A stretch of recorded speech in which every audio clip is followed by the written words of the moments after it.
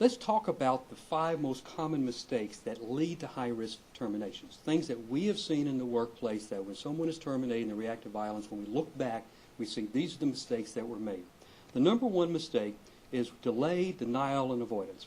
And this happens not only at time of termination, but all the way up to the termination. What we generally find is that these terminations probably need not have happened, or more importantly, they happened much later than they needed to because the individual had gotten by with behavior for a long time and it was not dealt with adequately and early in the process.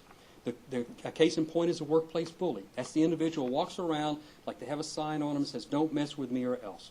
And what do? We don't mess with them. And that person stays in the workplace and gets by with that aggressive behavior, and pretty soon that behavior is reinforced. That person feels like that behavior is acceptable, and they are very surprised, meantime, years later when we finally decide to terminate them.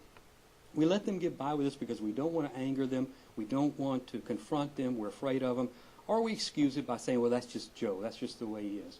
Whereas nobody in the workplace should get by with behavior, aggressive behavior, just because that's the way they are. But sometimes we wait too late to terminate them, to the point that the termination becomes more costly because the person is more entrenched in the environment and more used to exhibiting these kind of behaviors and doesn't, frankly, even know that they're problematic.